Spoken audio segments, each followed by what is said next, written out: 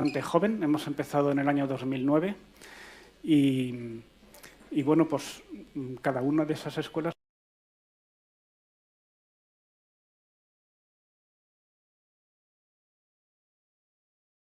nos va sorprendiendo con diversas fórmulas y bueno, ahora pues se están incorporando colegios que tienen pues trayectorias muy diferentes y culturas muy diferentes y estamos seguros de que será pues enriquecedor para todos, ¿no? Porque lo que queremos que nos distinga es que somos una red de escuelas que quiere aprender, que quiere mejorar y que siempre espera ser un poco mejor. He puesto aquí, estas fueron las primeras escuelas, los primeros años, esta es la que está, Cambrils, etcétera, y luego pues en las últimas que se han incorporado, pues Peñacorada en el 2016, San Francisco, Burgos, el Colegio de las Teatinas de Barcelona, la escuela que empezó en Múnich en el mes de septiembre, el colegio que hemos empezado ahora, hemos asumido en Oporto, ahora en enero, el colegio de Miguel Turra de Ciudad Real, aquí presentes, y que les doy la bienvenida, el colegio de Vitoria. Y bueno, ahora tenemos en los próximos días o semanas, si Dios quiere, pues se incorporarán a lo mejor otros dos colegios que tienen más de 100 años de antigüedad, que nacieron en el siglo XIX. Yo siempre pienso que un colegio que nació en el siglo XIX y sigue funcionando, pues tiene que tener dentro algo muy valioso, ¿no? Porque hay muy pocas cosas que hayan aguantado más de 100 años en el mundo. Muy pocas cosas. Y yo estoy seguro que nuestras escuelas queremos que así sean. Y yo pensaba que nuestras escuelas hemos crecido muy deprisa, somos una red muy joven y a veces la gente joven es un poco arrogante porque piensa que lo hace muy bien y lo hace mejor que los demás. Y a mí, vamos, a nosotros lo que nos gustaría es no ser arrogantes, sino lo contrario, ser escuelas que se distinguen porque quieren aprender. Y escuelas que siempre quieren mejorar y que siempre quieren fijarse en otras cosas que otros hacen mejor que nosotros y procurar incorporarlas. ¿Y por qué? Porque en la escuela se supone que está inventada para que los alumnos aprendan. Entonces a mí me parece que para que los alumnos aprendan, los profesores tenemos que tener ese mismo afán de aprender y las escuelas tienen que tener ese afán de aprender. Me parece que tiene que ser por contagio. O sea, que la idea de estar siempre aprendiendo tiene que estar en nuestro ADN, de manera que lo contagiemos a los alumnos, a las familias y a las escuelas de nuestro alrededor. Y hay escuelas efectivamente que aprenden y escuelas que caen en la rutina. Y esto pasa tanto en las escuelas como en las personas. Siempre, pues cuando un trabajo es muy exigente, como lo es la enseñanza, pues el riesgo del acomodamiento o de la falta de ilusión, de motivación, pues está siempre muy presente. Yo creo que todos los días. Y por eso yo diría casi que la diferencia entre una escuela que aprende y una escuela acomodada, pues es que sabe renovar esa ilusión por aprender, que es la que tiene que contagiar a los alumnos. Y es un poco donde queríamos fundamentar nuestro plan de transformación. Es la idea de que queremos ser una red de escuelas en permanente mejora. No es que hayamos tenido una revelación y que tengamos una metodología que es lo mejor del mundo y que va a tener éxito por los siglos. Tampoco hacer una red inteligente de personas y escuelas que quieren aprender, que tienen esa inteligencia compartida. Una de las cosas que pues, todo el mundo ahora dice es de las cuestiones que como hay una coincidencia general en que lo importante para el futuro, para la preparación profesional, para el futuro, para las personas y para su vida personal, es que aprendan a colaborar, a trabajar en equipo, que no se trata tanto de que la gente sepa mucho, entre otras cosas porque casi todo está en Google o en YouTube. Entonces, que una persona sepa mucho hoy día no aporta tanto. Lo que aporta es que esa persona lo sepa buscar, lo sepa valorar, lo sepa compartir y sepa sacarle partido. Y que sea una persona honesta con la que se puede trabajar. O sea, en el fondo, una cosa muy importante es transmitir valores de honestidad y de trabajo colaborativo e inteligencia compartida. Y yo pensaba, ¿cómo vamos a hacer que los alumnos y alumnas sean personas que colaboran si nosotros no colaboramos? Porque es como lo de aprender. O sea, se tiene que transmitir por irradiación. O sea, tiene que ser algo que esté tan en nuestro ADN, lo de colaborar, que los alumnos lo aprenden desde el primer día que llegan a la escuela hasta que se van. Y entonces es cuando yo creo que prepararemos a gente que realmente estará preparada para el futuro. Porque unos tenemos unas cualidades, otros otras, unos tenemos unas carencias y otros otras, y hay que conseguir pues, que se complementen. La inteligencia personal individual, pues cada uno tiene la que tiene. Decía Descartes, me parece que la inteligencia era el don que mejor estaba repartido, porque nadie se queja de lo que le ha correspondido en el reparto. Yo no conozco a nadie que se queje de ser poco inteligente, con lo cual se ve que esto está muy bien repartido, pero claro, también es verdad que la inteligencia individual necesita un entorno que la estimule. Y esto se nota en las conversaciones. Hay personas con las que habla y uno se sorprende a sí mismo de las cosas que dice y que piensa. Dice, oye, no sabía yo que tuviera ideas tan buenas. Y dice, bueno, es que cuando se habla con personas inteligentes que comparten, se consigue mucho más. Se consigue mucho más juntos que separados. Cuando estamos en redes inteligentes, pues mejoramos. Hay ámbitos de trabajo o de socialización en general que, digamos, que estimulan a las personas. Hay personas con las que uno trabaja y se crece y mejora y se llena de optimismo. Y hay personas con las que uno trabaja y sale amargado. Hay personas, a mí siempre me ha parecido que, pues eso, hay gente que es muy negativa. Hay gente que después de años pues de fijarse solo en lo negativo, de hablar solo de lo negativo, de recordar solo lo negativo, al final son personas amargadas y son personas tóxicas porque en cuanto se te aproximan, te hunden, ¿no? Y claro, pues hombre, tener una persona tóxica cerca pues es un problema. Trabajar con una persona tóxica pues es un problemón. Casarse con una persona tóxica pues es una desgracia. Pero ser uno mismo una persona tóxica es una tragedia, porque no te puedes liberar de ti mismo ni un minuto. Entonces, yo diría, conseguir que nuestros alumnos y alumnas sean positivos es lo mejor que podemos hacer, porque hay gente que sabe muchas cosas, que habla muchos idiomas. Yo diría que es tóxica en varios idiomas, pero no, casi mejor que lo fuera solo en uno. O sea, que los grandes logros de las personas y en general de las sociedades, de la civilización, son de gente optimista que se ha abierto camino entre pesimistas. Entonces yo diría que en la educación hay mucha gente pesimista. Hay mucha gente que está todo el día hablando de lo mal que está el mundo, de lo mal que está la juventud, de lo mal que está la familia, de lo mal que están las leyes, lo mal que están los presupuestos, etc. Y puede incluso que sea verdad. Yo no quisiera entrar en grandes análisis sobre cómo es nuestro planeta, pero lo importante es que haya personas que dentro de ese mundo, esté bien o mal, sepan hacer cosas positivas. Porque al final la educación es eso, es en el mundo que hayas caído, hacer lo mejor posible las cosas. Entonces, la escuela tiene que transmitir ese espíritu. Por tanto, los docentes deberíamos ser optimistas estructurales. O sea, una persona que no sea optimista estructural debería trabajar en otra cosa. Porque una persona que no transmita optimismo es tóxica para la escuela. Y uno dice, bueno, yo es que no soy muy optimista. Se puede cambiar.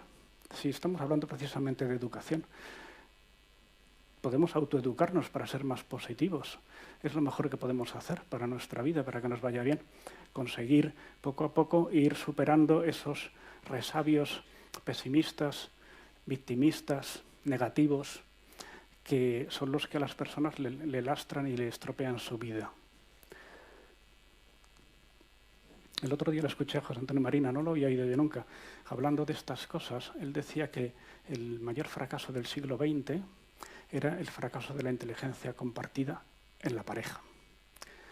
Que es quizá lo que más daño ha hecho a la sociedad. Y hablaba de que la inteligencia compartida es como el gran reto para este siglo XXI, porque hay que conseguir que las personas aprendamos a trabajar en equipo, a hacer equipos en los que uno se sienta a gusto. El primer equipo es la familia, el matrimonio. Si nosotros no educamos a las personas para tener una inteligencia compartida en el matrimonio, pues no les hemos preparado para la vida. Y bueno, pues queremos ser escuelas que aprenden, queremos que la inteligencia, pues la inteligencia de la escuela no sea simplemente la suma de las inteligencias individuales, porque un conjunto de grandes inteligencias individuales puede ser un gallinero de superestrellas que no funciona. Sin embargo, una organización inteligente es la que consigue que con personas no extraordinarias se consiga un resultado extraordinario. Ese es el reto de una escuela. Con gente normal, pues gracias a que colaboran de una manera inteligente, consiguen resultados extraordinarios, muy superiores a los que serían ellos por sí, cada uno por su cuenta. Por eso la escuela no basta con decir es un profesor que se mete en su aula y es muy bueno y ya está. Eso me parece que tiene un techo muy bajo. Nuestras escuelas deben aspirar a que no solamente son gente que son buenos profesores que en su aula lo hacen muy bien y allí se queda, sino que son profesores que generan unos entornos inteligentes, capaces de colaborar, capaces de irradiar, porque una escuela no se puede quedar simplemente en que yo en mi pequeño gueto lo hago muy bien, que eso ya es mucho, pero es que una escuela debe transformar lo que tiene alrededor, porque nosotros queremos educar a la gente para que transforme y mejore la sociedad, no simplemente para que encuentre un gueto en el que se encuentra muy cómodo y que lo hace muy bien, porque así no mejora ninguna sociedad.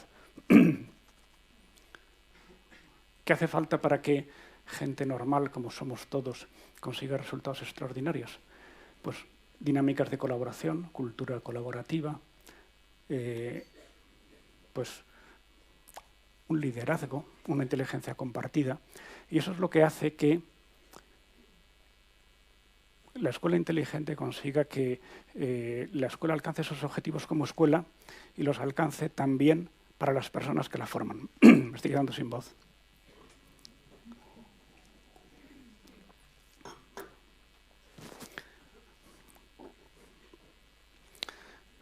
Bueno, las gafas con que tenemos que ver el mundo son esas gafas que decíamos con visión, o sea, positivas.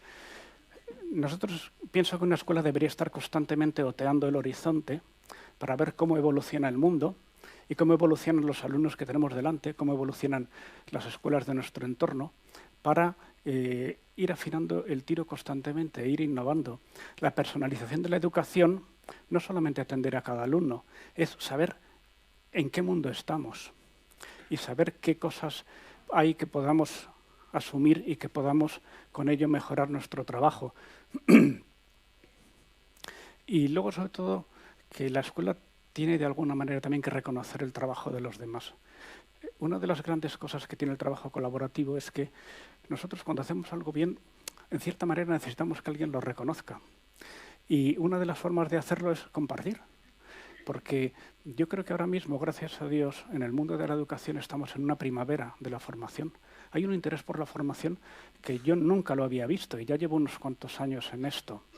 Yo creo que estamos en un momento extraordinario para la educación y que tenemos que conseguir que esa ola nos transforme y nos mejore y que consigamos, no digo acabar con los pesimistas porque siempre habrá, pero conseguir que sean una minoría que vemos con misericordia, porque bastante tienen con lo suyo, pero que hay que conseguir que no lleguen a paralizarnos a todos, ¿no?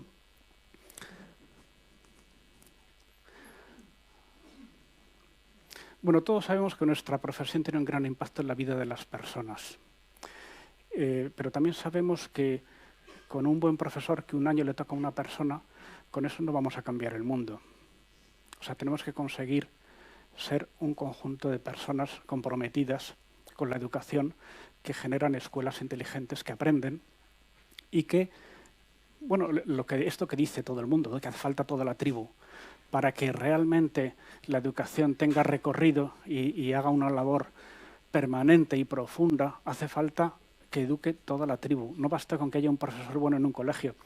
Yo me acuerdo en el jurado de grandes profes que participo desde hace años, allí siempre lo que los grandes sabios dicen es que no se trata de encontrar estrellas, sino conseguir personas que transformen escuelas. O sea, aquí no se trata de, es como en el fútbol, no se trata de un jugón, un chupón que juega muy bien, nunca pasa el balón y no hace equipo y además los enfada a todos, sino gente que sabe mejorar el equipo. Y así es como yo entiendo que debemos ser todos. No gente que intenta lucirse porque lo hace muy bien a costa de que los demás queden peor, sino gente que consigue generar equipos que transforman la escuela y que consiguen un alcance mucho mayor. Nadie elige su entorno de nacimiento. Yo pensaba esta semana que se habla tanto de la igualdad, gracias a Dios, que la escuela es la gran oportunidad para la igualdad de las personas. Una buena escuela es lo que a las personas les permite llegar muchísimo más lejos. Y por eso nuestro trabajo tiene tanta trascendencia. Yo siempre he pensado que lo más importante que una civilización tiene que hacer, una sociedad, es educar a la siguiente generación. Porque si una sociedad le va muy bien y consigue grandes avances y gran desarrollo, pero fracasa en educar a la siguiente generación, la siguiente pregunta es, ¿de qué me ha servido tantos avances? O sea que todos los avances que pueda tener una sociedad, en el fondo, tienen sentido en la medida que se los vas a poder transmitir a la siguiente generación. Y si es un fracaso en la educación, pues por eso yo entiendo que modestamente nuestro trabajo pues, es de los más importantes que hay. Iba a decir el más importante, pero me he contenido de los más importantes. Y yo creo que hay que hacerlo con orgullo. Uno puede decir, es que no está reconocida la profesión. Dice, bueno, no dicen eso los grandes sondeos sociológicos. Nuestra profesión está muy reconocida. A veces somos un poco victimistas, ¿eh? Nuestra profesión está muy reconocida. Y, bueno, pues navegamos con las naves que tenemos. Uno de los grandes problemas de la enseñanza y de cualquier trabajo es que siempre tenemos al lado a alguien pesimista que nos recuerda que hay un montón de razones por las cuales nuestro trabajo no va a salir bien. Entonces es tan cautivador ese discurso, es tan sutil, cuando alguien te dice, es que claro, con estas leyes tan malas, estos gobernantes tan ineptos, tanta corrupción, tantas familias que lo hacen tan mal, tantas cosas, incluso uno puede decir, con jefes tan inútiles que tengo, y con las familias lo poco que me apoyan, y pues claro, esto no funciona. Y entonces, pues efectivamente, pues uno puede ante ese canto pues adormecerse y creérselo y repetirlo. Y bueno, yo lo que creo que hay que conseguir es trabajar con las naves, navegar con las naves que tenemos. Porque también yo entiendo que es parte de la educación. La educación que es que la gente en el entorno que está, no en el que gustaría estar, con los medios que tiene, lo que les gustaría tener, consiga grandes logros, sacar partido de sus propios recursos.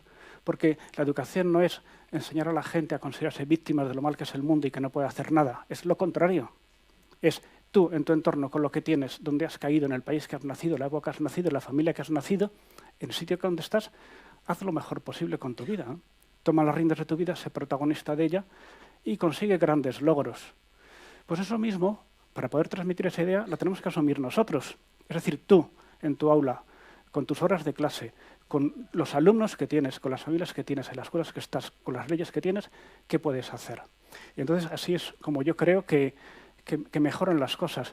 Esta frase es de Carmen Pellicer, dice que hay escuelas que cambian o personas que cambian por desesperación y otras por visión. Hay escuelas que hasta que no pierden alumnos o tienen una amenaza, pues no espabilan. Pero hay otros que espabilan antes.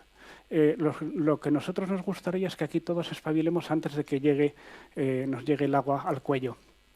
Y consigamos transformarnos porque estamos convencidos de ello, no porque ya no nos queda más remedio que transformarnos. Porque también esto es una gran diferencia en la educación. Conseguir que las personas tengan un buen conocimiento propio de su entorno para cambiar cuando ellas ven que tienen que cambiar, no cuando ya les viene obligado. Esa es también una gran diferencia entre ser gobernados por el entorno o ser gobernados por uno mismo. Se habla ahora mucho también de las profesiones del futuro. Y parece que lo fundamental para que la escuela funcione es descubrir nuevas profesiones y educar para ser, por ejemplo, conductor de drones o cosas así. Y yo digo, bueno, ser conductor de drones pues está muy bien, pero yo creo que eso se aprende en poco tiempo y no es la clave de la vida de una persona, porque a lo mejor dentro de unos pocos años los drones no existen. Los que tenemos cierta edad sabemos que la gente que hacía ciencia ficción hace 20 años decía cosas que no coinciden con lo que luego ha pasado. Y han pasado otras cosas a lo mejor más sorprendentes todavía. Me parece que la clave no está en saber cuáles van a ser las profesiones del futuro, porque eso nadie lo sabe. La clave está en preparar a las personas para situaciones diferentes. Yo había puesto aquí qué es lo sustancial. Lo sustancial no es enseñar a ser piloto de drones. Lo sustancial es enseñar a la gente, por ejemplo, a tomar decisiones, a tolerar la frustración, a saber aplazar la gratificación para conseguir logros mejores, para hacer metas, buscar metas, planear metas y mantenerlas, para controlar sus estados de ánimo, para trabajar en equipo, para hacer frente a situaciones en su vida. Claro, la gente que estamos educando a lo mejor vive 120 años. Hay que prepararlas para su vejez, que va a ser larga. Hay que prepararles para el ocio, porque, vamos, digo esto de los 120 años porque la esperanza de vida hace 100 años era de 30. En el año 1900 la esperanza de vida eran 30 años y muchos de ellos han vivido 100. Pues yo no sé a la gente que están haciendo ahora qué le espera, pero vamos, que más le vale que le vaya bien en la vida porque va a ser muy larga. Entonces, vamos a ver cómo la gente se prepara para enfrentarse al ocio. El ocio cada vez, aunque no lo parezca, supone más tiempo en la vida de las personas. Hay gente que no lo sabe gestionar. ¿O cómo va a gestionar el conflicto? ¿Cómo va a gestionar los conflictos en su familia? ¿Los va a tener? ¿Cómo va a gestionar las situaciones de su vida con menos glamour? Porque claro, a veces educamos pensando que la vida va a ser de color de rosa. Y muchos de nuestros alumnos van a tener una vida profesional de muy poco glamour. Y van a tener una familia con muy poco glamour. Y también hay que educarles para eso. Hay que ver cómo les ayudamos a educar su carácter. Por eso la escuela no es simplemente los conocimientos. La escuela no es simplemente los resultados en PISA. No es solamente cómo quedamos en la prueba de nivel de sexto de la Comunidad de Madrid o de donde sea, que es muy importante. No voy a quitarle nada, pero que sabemos que es importante quedar bien en esas pruebas porque es importante para la reputación de nuestra escuela y para su eficacia. Pero sabemos que lo importante no es eso. Lo importante es la formación de fondo que hagamos y cómo los preparamos para todas esas cosas, ¿no? He puesto aquí una frase del Papa Francisco que, bueno, que cada uno tenemos que saber realmente qué cosas son las que dejan huella en las personas. El otro día oí contar de un profesor que llegó a su clase en septiembre y dijo, llevo todo el verano enseñando a mi perro a hablar. Y todos sus alumnos dijeron, ¿y qué tal? Dice, pues muy bien, hemos tenido clase todos los días y le he explicado todo y ¿qué tal? ¿Habla? No. Dice, yo le enseño, pero él no aprende. Y entonces dice, claro, a veces nosotros decimos, si nosotros enseñamos muy bien, son un desastre, no aprenden. Es decir, bueno, pues es que no es lo mismo enseñar que aprender. Nosotros tenemos que enseñar de manera que aprendan. No lo digo por el ejemplo del perro, no sé si es muy bueno, pero que lo fácil es decir, yo ya hago todo lo que puedo y no aprende. Es decir, bueno, es que tenemos que hacer que aprendan, no basta con enseñar.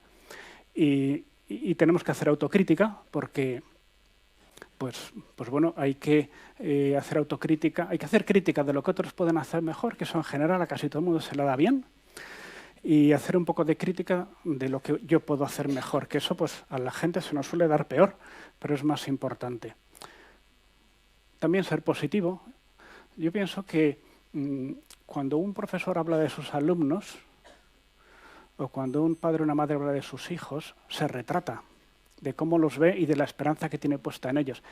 Y cuando uno habla de su gente, de sus alumnos o de su equipo o de su distrito, de su barrio, de su municipio, no habla bien, se retrata.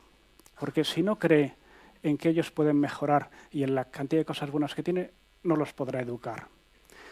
Y lo digo esto con un poco de mala intención, porque yo creo que en una sesión de evaluación, que yo estoy en infinitas de ellas, la gente se retrata cuando habla de la gente. Y entonces, pues, yo creo que es muy interesante en esto ayudarse a decir, bueno, o vemos a nuestra gente con un poco de buenos ojos, o cómo puedes pretender educarlos. Bueno, el cambio tiene una velocidad. Esto también se dice mucho, ¿no? Toda la gente que se dedica a la gestión del cambio en las instituciones, es que los cambios no se pueden hacer a cámara lenta. Y los cambios no se pueden hacer sin riesgo, no se pueden hacer sin errores, pero hay que hacerlos. Uno si quiere cambiar a cámara lenta al final no cambia. Y luego además el cambio en general tiene una velocidad. Habréis oído hablar del famoso principio de Revans que decía que cualquier institución tiene que evolucionar al menos a la misma velocidad que evoluciona su entorno.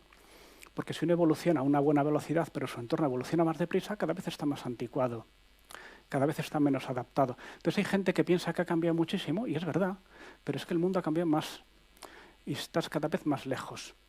Entonces, ¿cuándo hay que cambiar?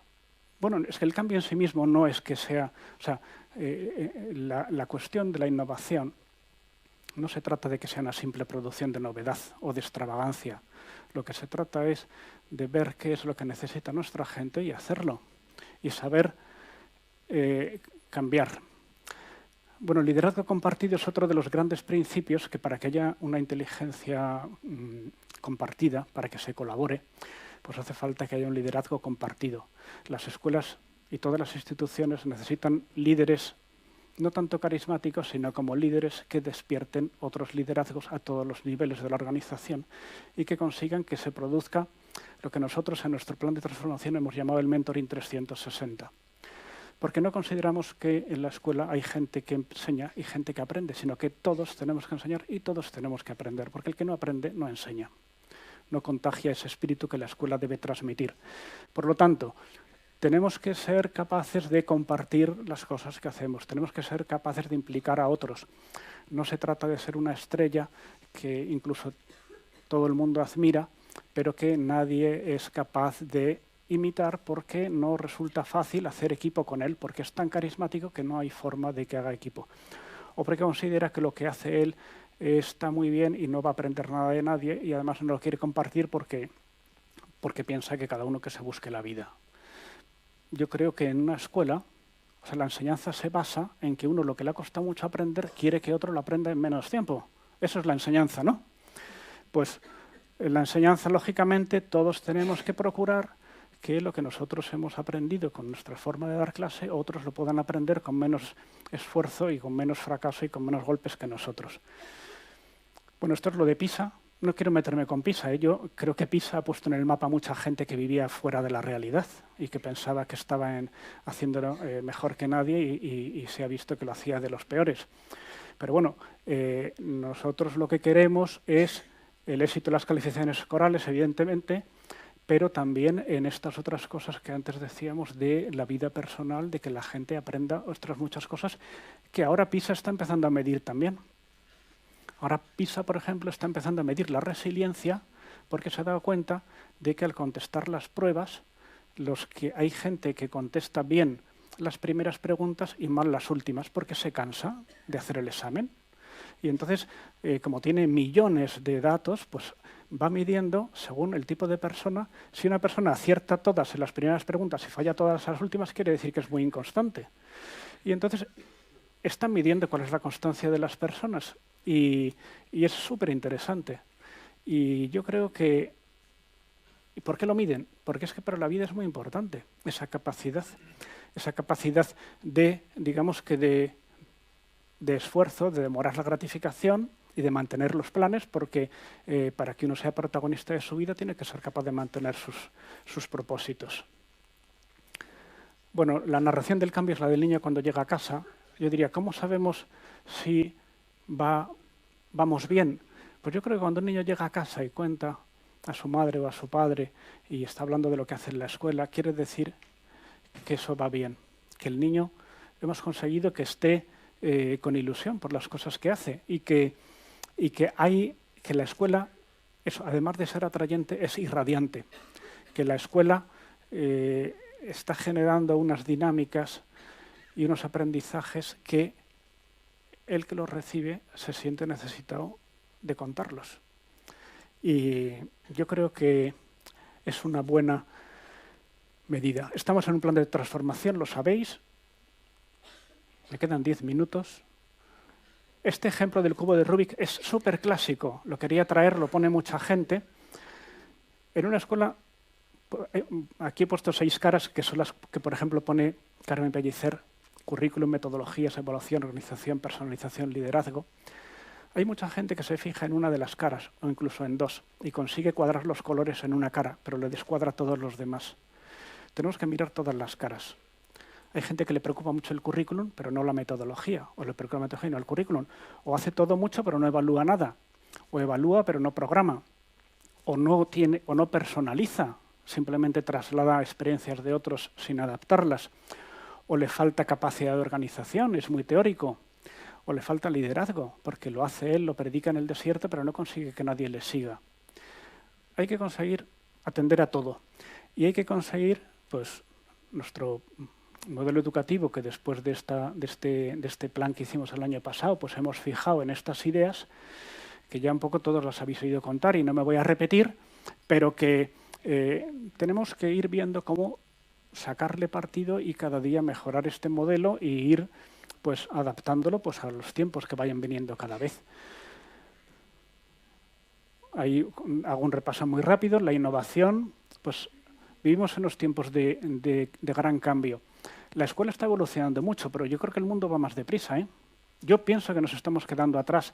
Hay mucha gente que piensa que por poner tecnología y por hacer algunas cosas ya ha innovado lo suficiente. Dice, la innovación es una cosa que tiene que estar en vena todos los días en cada clase, ensayando nuevas cosas y viendo qué tal funcionan.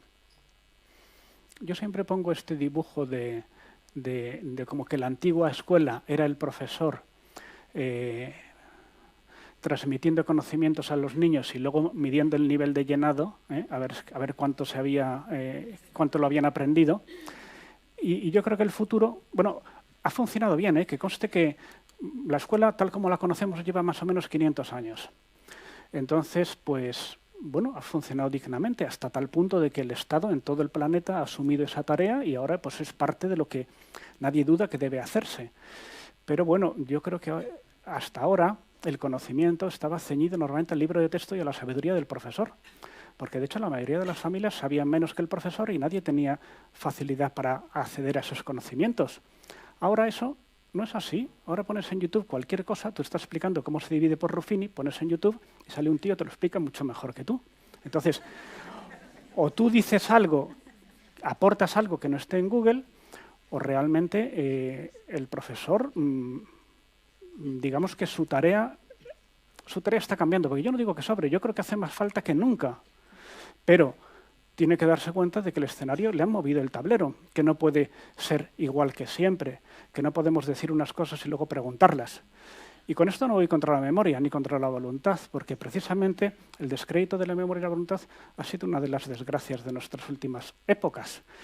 Yo lo que digo es que hay que saber cómo están cambiando las cosas y adaptar para hacerlas de manera que estén acordes al mundo en que vivimos. Bueno, esto ya lo hemos dicho. Lo más relevante es la pasión por seguir aprendiendo. ¿Qué es lo que no tiene Google? ¿Qué es lo que tiene el profesor? La pasión por aprender. Contagiar esa pasión. Eso es lo que tenemos que lograr. La dinámica, la interacción. Bueno, voy a ir más rápido. Yo diría que tenemos que tener como un permanente descontento con nuestros resultados, que siempre lo queremos mejorar. No estoy hablando de patologías, porque hay gente que efectivamente tiene la patología de que siempre está descontenta con el presente y que siempre está sufriendo. Nosotros, yo creo que lo que debemos tener es un sano y pacífico y positivo descontento porque queremos hacer las cosas mejor. Bueno, la autonomía. Pero al final la autonomía la consideramos muy importante porque educar es conseguir que la gente sea protagonista de su vida, sea autónoma, piense por sí mismo, tenga sus opiniones. Y sobre esto de las opiniones, yo creo que la mayoría de las personas no sabemos cuál es nuestra opinión sobre la mayoría de las cosas, simplemente porque no lo hemos pensado. Entonces, la mayoría de las personas sobre determinadas cosas repetimos algo que hemos oído, que nos ha sonado bien, pero no lo hemos pensado.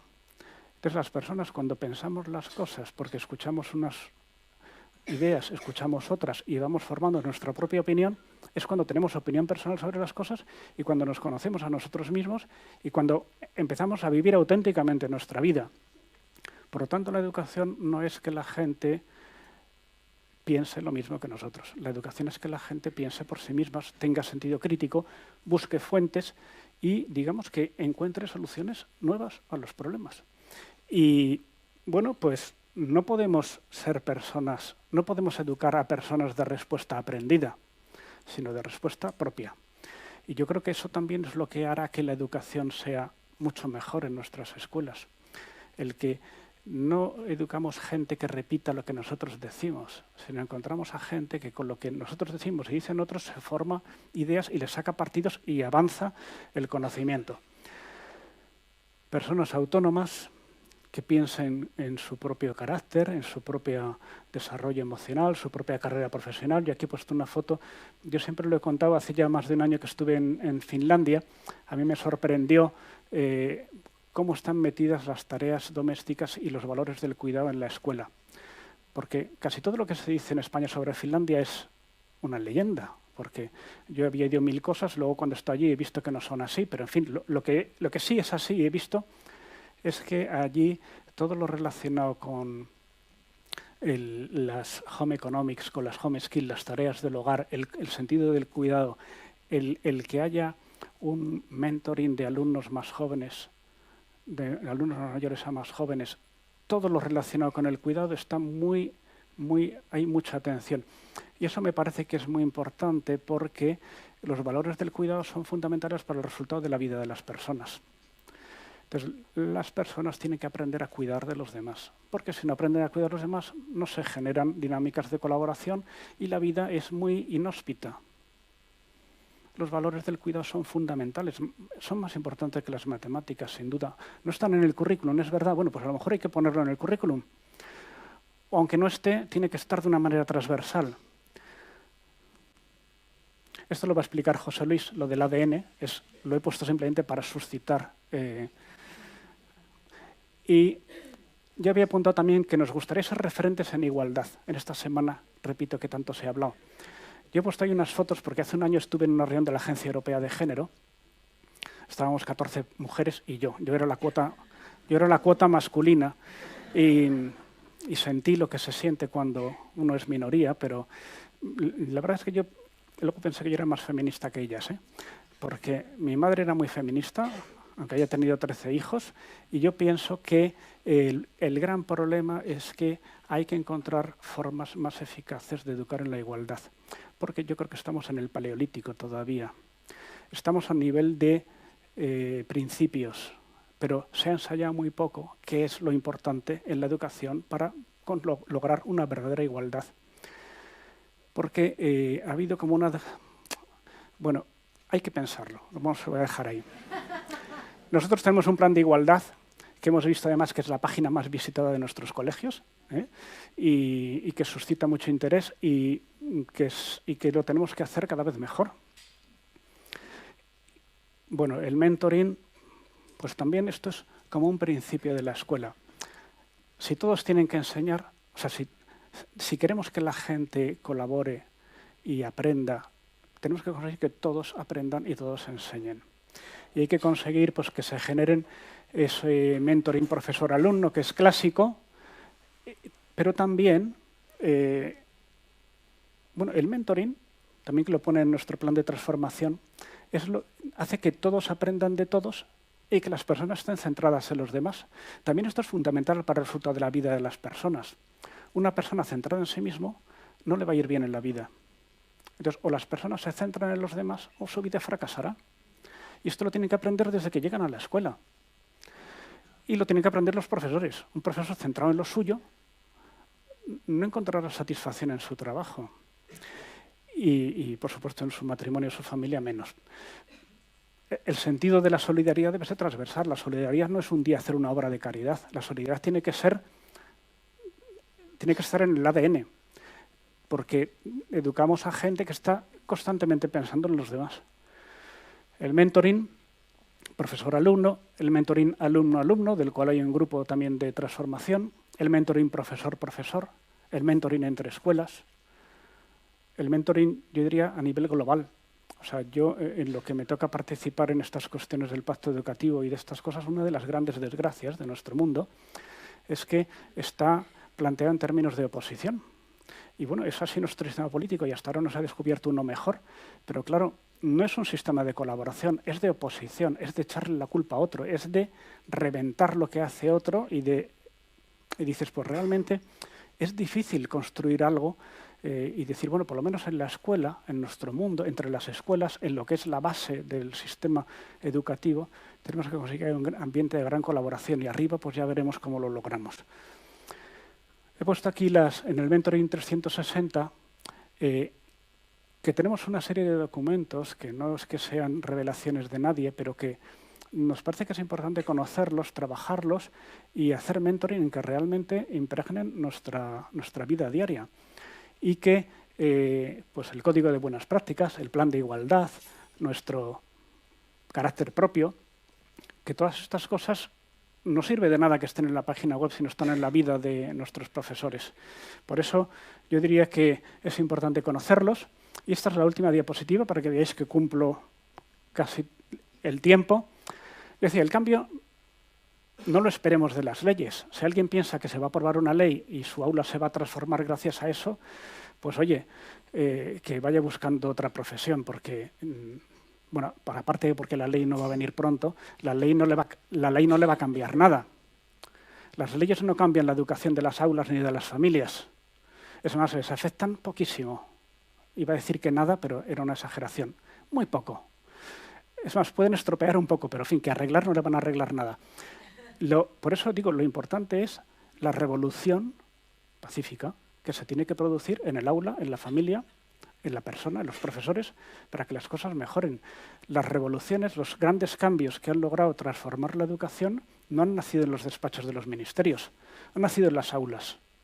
Y yo creo que esa es nuestra misión, no esperar que llegue un advenimiento de alguien, sino que precisamente en esa gran primavera en la que estamos envueltos de la formación y la educación y de la colaboración, sepamos hacer un gran trabajo. Y nada más, muchas gracias.